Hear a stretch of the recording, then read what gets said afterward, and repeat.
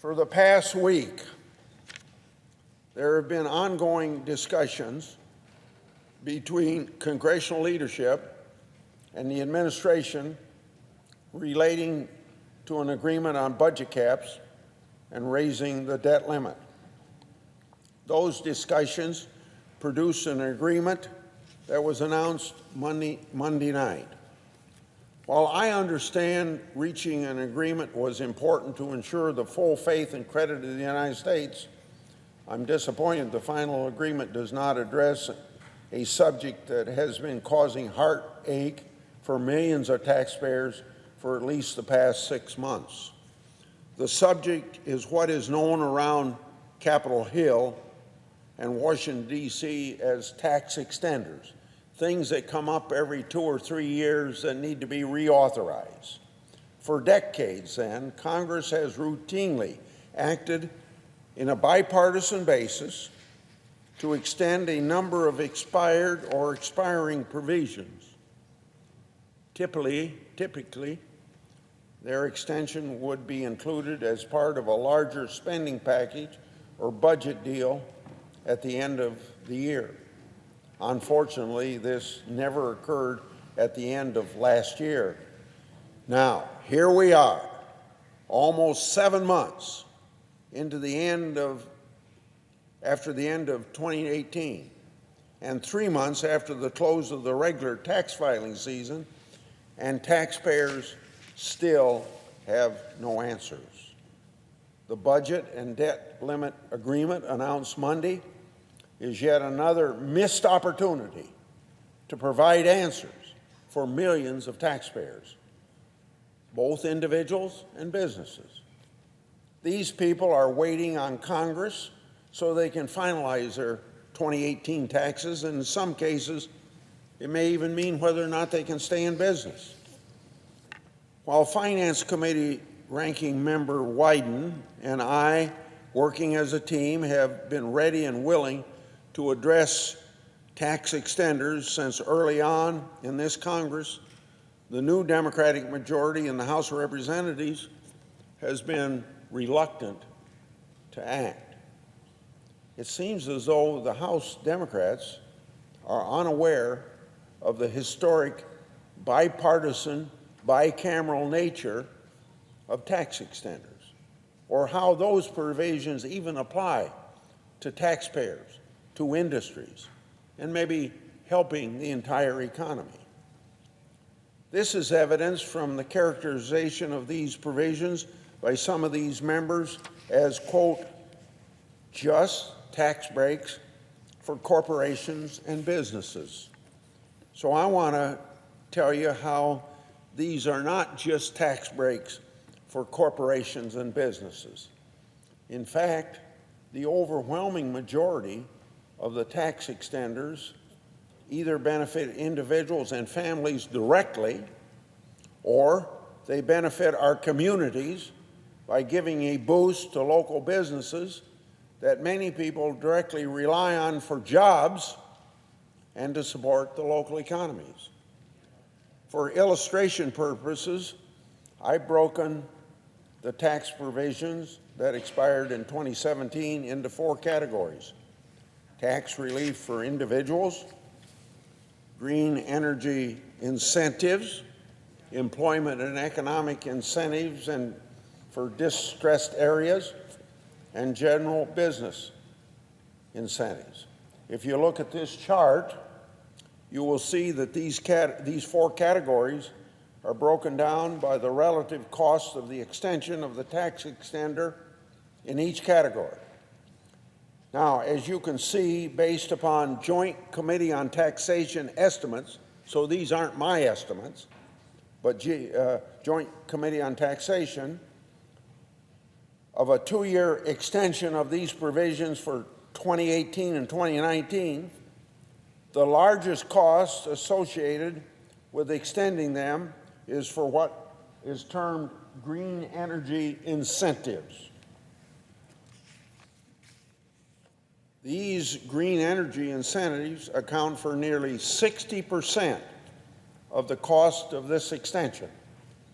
These incentives include provisions to encourage the use and production of clean and renewable fuels, to promote electricity generation from a certain clean and renewable source, and the tax incentives for more energy-efficient buildings and homes.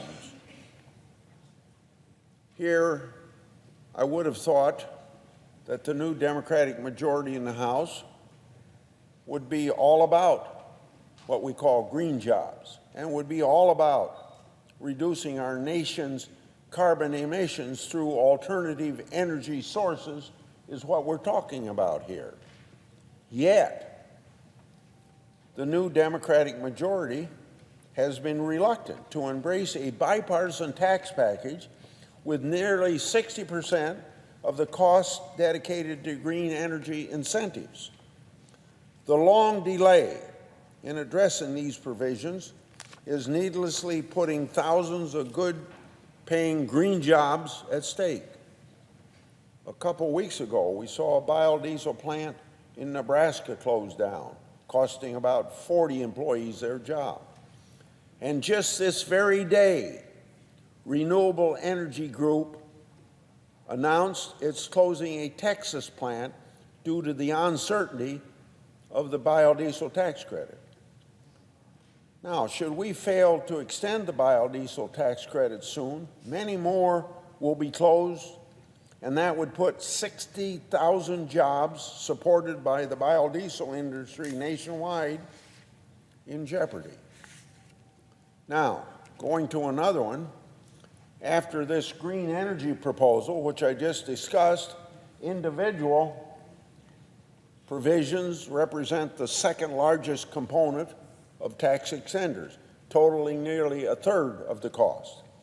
These provisions include relief for homeowners who obtain debt forgiveness on home mortgages, a deduction for mortgage insurance premiums, and a provision that allows college students to deduct tuition and related expenses.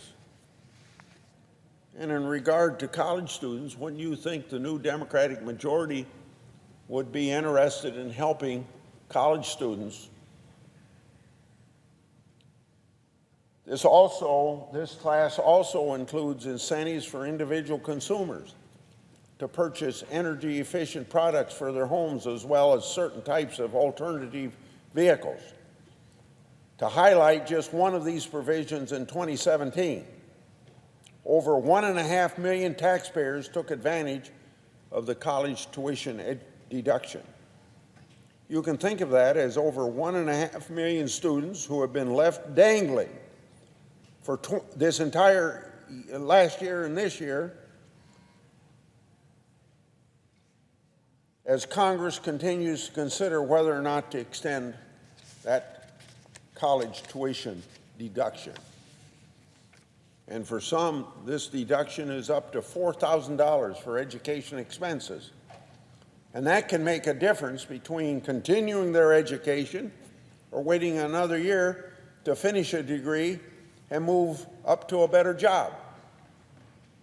The remaining two categories, these two, are small in terms of cost in comparison to the first two. The provisions relating to employment and economic initiatives for distressed areas makes up only 4 1/10% of the overall cost and consists of two provisions. One would be the Indian employment credit, and the other one would be the empowerment zone incentives. Now, this is really odd. It's really hard to believe that the new House Democratic majority finds it very objectionable to incentivizing employers to hire Native Americans, or for the second part of it, to provide incentives to encourage businesses to locate and bring jobs to low-income areas. And I hear the people in the other body, the new majority over there, talking all that we don't do enough to help low-income people. What's better than providing them with jobs and doing it through the empowerment zone incentives tax credit, so you get capital in there to build jobs up in low unemployment area or low income areas. And if we can't address these two, employment and economic incentives, how are we going to deal with two much larger ones that expire at the end of this year? The Work Opportunity Tax Credit and the New Markets Tax Credit, all to create jobs. So I guess it must be somehow the final category, which I term general business incentives, that the House Democrat majority must find objectionable, because it falls into that category that we're only trying to help big business or big corporations. That's their accusation. These provisions make a whopping 4.5% of the total cost of extending provisions that expired at the end of 2017. Most of these provisions have been very minimal cost, as they only accelerate when a business may deduct certain deductions and not whether the costs are deductible in the first place. However, the most costly of what I term general business incentives is also likely the most popular. It's termed, and I'm going to show you in just a minute, the most popular because it has such an overwhelming number of co-sponsors in both bodies. That is the short line tax credit. This provision offers a tax credit to short line railroads for qualified maintenance expenditures. This credit isn't available to the largest railroads, what we call the Class I railroads. This credit benefits smaller railroads that are critically important for farmers and many manufacturers to get their products to the global markets. For example, in my state of Iowa, according to a recent data from the American Short Line and Regional Railroad Association, there are 9 short lines and regional railroads. This credit isn't just supported by and important to the railroads themselves, it's also supported by the users of short line railroads who depend on these railroads to get their products to market around the world. For example, Midwest soybean farmers selling to the Asian market typically must ship their crop by rail to the Port of Seattle. And the short line railroads are part of that railroad system, and they're critical to that transportation network. The fact is that this provision is far more than some sort of giveaway to business. It's a provision that's important to the whole communities. This is probably a big reason why legislation making this short line tax credit permanent currently has 50 co-sponsors in this body in the Senate and 228 co-sponsors in the House of Representatives. I hope I've been able to clear up some of the misunderstanding regarding tax extenders for the new Democratic majority in the House, not only on the substance of these tax extenders, but the fact that extending these tax credits has been both bicameral and bipartisan for at least a couple decades. Extenders are then not just about businesses or corporations. This overwhelmingly benefits individuals. It benefits green energy, promote job creation in urban and rural communities alike, in order to provide certainty, and you need certainty in tax law. If you want to provide certainty to the people who relied on these provisions in 2018 and potentially this year, we should extend them at least through 2019 as quickly as possible. Now, this could have been done as part of the bipartisan agreement on budget and debt limits announced Monday. Unfortunately, I fear a misunderstanding of what extenders really are by the new members in the House of Representatives and who they benefit on the part of the same Democrat House majority, that this misunderstanding contributed to these extenders being left out of the deal announced Monday. I know that there are those who question the need to extend these provisions in perpetuity, and it happens that I agree with those points of view. That's why the Finance Committee that I chair created a series of task forces to examine these policies for the long term. The task forces were charged with examining each of these provisions to determine if we can reach a consensus on a long-term resolution, so we don't have to have every 2 years an extended debate about extending extenders or tax credits. So I look forward to receiving the submissions of the task forces that I've appointed later this week. Hopefully, these submissions will provide a basis for the Finance Committee to put together an extenders package before the end of the year that includes longer-term solutions for as many of these temporary provisions as possible. This is important so that we can stop the annual exercise of kicking the can down the road. However, in the meantime, I remain committed to acting as soon as possible so that taxpayers who relied on these provisions in 2018 don't end up feeling like Charlie Brown after Lucy pulls the football away. I yield the floor.